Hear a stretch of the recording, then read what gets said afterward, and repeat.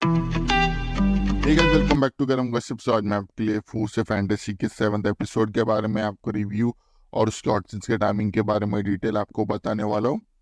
So video please last तक देखिएगा और हमारे चैनल पे आते रहेगा। पहले हम जाएंगे इसके कास्ट लाइन के ऊपर, उसके बाद डिटेल्स, उसके बाद ऑडियंस के टाइमिंग के ऊपर, और लास्ट में हम डिस्कस करेंगे इसकी बेसिक स्टोरी लाइन और इसके रिव्यू के बारे में। सो लेट्स कम अपॉन इस कास्ट लाइन। इसमें कनिका मान ने स्नेहा का रोल प्ले किया। So let's come upon its detail. ये रिलीज हुई थी 7 सितंबर 2023 को। इसके टोटल 10 एपिसोड रिलीज हो चुके हैं। ये आपको 18 प्लस रोमांस और ड्रामा में आपको देखने के लिए मिलेगी। इसके अभी 2 ही सीजन इस टाइम पे आ चुके हैं। ये आपको जियो सिनेमा के ओटीटी प्लेटफॉर्म पर देखने के लिए मिलेगी, जो हिंदी लैंग्वेज में अवेलेबल है।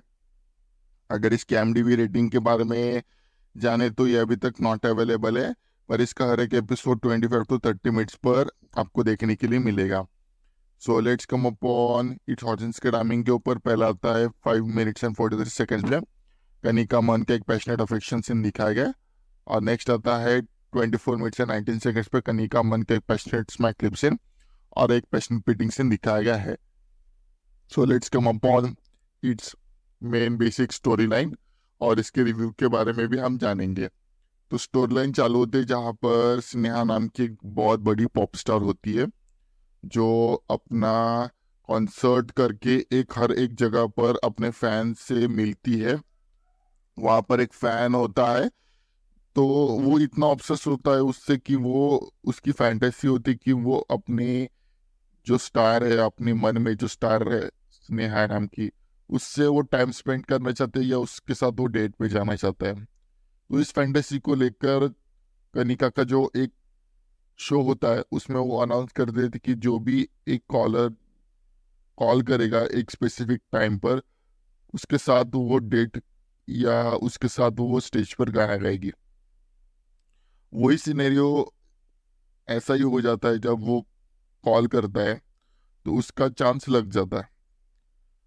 बाद में हमें पता चल जाता है कि वो एक पार्टी पर है, और पार्टी पर वो अपने फ्रेंड के साथ बात कर रहा था, तब वो अपने फैंटेसी के बारे में सब कुछ बता देता है कि उसकी फैंटेसी क्या है। वहां पर बहुत सारे लड़के उससे अट्रैक्ट होती है, पर उसकी जो फैंटेसी है वो इतनी ऑब्सेस्ड होती है कि एक साइको फैन नहीं होता वो एक ऑब्सेस्ड फैन होता है जो उससे एक बार बात करना चाहता है। ऐसे टाइप के फैन के बारे में एक अलग सी फैंटेसी वो अपने मन में जागरूक करता है। तो सीन आगे बढ़ता है और हमें दिखाया जाता है कि कैसे वो दिन आ जाता है जब उसे कॉन्सर्ट से एक स्पेसिफिक टाइम पर वहां पर जाना पड़ेगा, क्योंकि अभी वो जीत चुका है।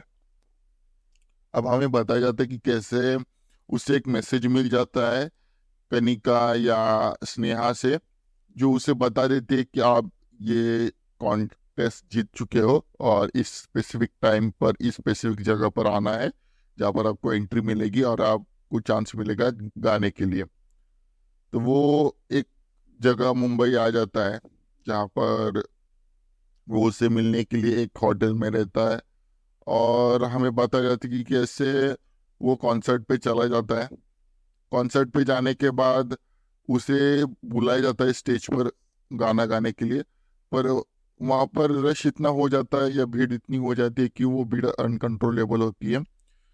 तो वो दोनों भी वहाँ से चुपके से बाहर चले जाते हैं और कार में बैठकर कहीं जाने लगते हैं, जहाँ पर स्नेहा का मैनेजर का कॉल आता है कि तुम जहाँ पर भी हो वहीं पे रहो, कि वहाँ पर बहुत ज़्यादा रश होने लगा है, जिससे क्राउड की जो भीड़ है वो कंट्रोल में नहीं आ रही। तो हमें पता चलता है कि स्नेहा और उसका जो फैन है वो बातें करते करते कहीं और जाने लगते हैं, जहाँ पर उनको बहुत ज़्यादा भूख लगती है। तो वो चूज करते हैं कि वो एक काम करे कि वो एक स्पेसिफिक होटल में चले जाए या एक ऐसी जगह पर चले जाए जहाँ पर खाना मिलता है। पर वो बहुत ज़्यादा फेमस होती है, तो वो कहती है कि यार ऐसी जगह चलो जहाँ पर मेरा कोई वजूद किसी को मालूम ना हो। ऐसे ही करके वो एक रेस्टोरेंट पे चले जाते हैं, पर वहीं पर खाना खाते हुए एक बहुत ऑब्सेस्ड फैन उसे देख लेता है या एक फैन उसे देख लेता है, और वहां पर भी उनका भांडा फूट जाता है, तो वो वही वहां से निकल जाते हैं।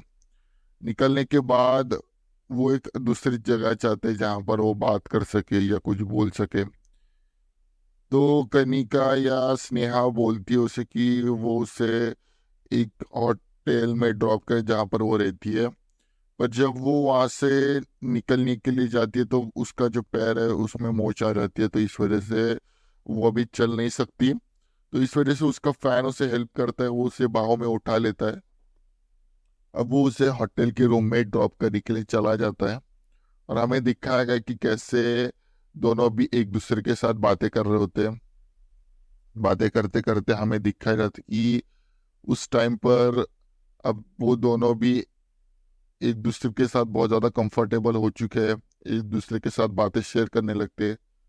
तब वो रिवील करता है कि वो बहुत दूर रहता है और सिर्फ उससे मिलने के लिए वो यहाँ इस मुंबई में आ चुका है, इस नगरी में आ चुका है।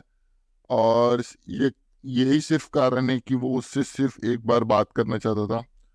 अब स्नेहा बहुत ज़्यादा एक अलग टाइप का मन में उसके बारे में सोचने लगती है, एक अलग टाइप की फीलिंग जनरेट करने लगती है।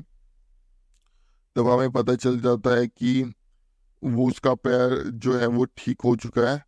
अब वो उसे कहते कि जो गाना हमने अधूरा स्टेज पर छोड़ा था वो अब हम यहाँ पर पूरा करेंगे।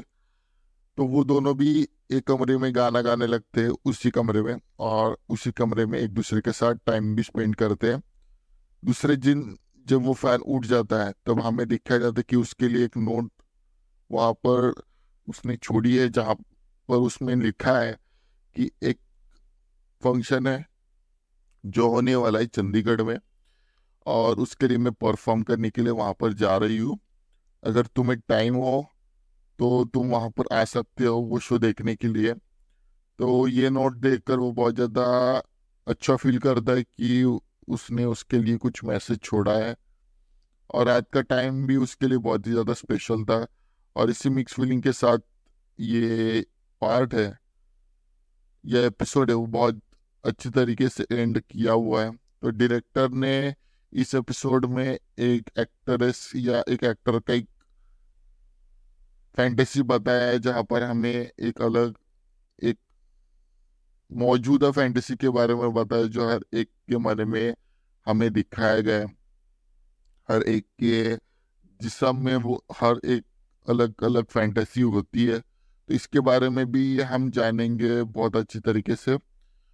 Thank you for watching this video and I hope you keep loving and supporting us. ऐसे हमारे चैनल पे आते रहेगा, और बाकी का सब कुछ जो है वो हमारा एआई आपको डिटेल में सब कुछ बता ही देगा। थैंक्स वीडियो पूरा देखने के लिए। Next hot and spicy video के लिए कल मिलते हैं, same time same channel but different subject के साथ। तब तक के लिए goodbye and take care.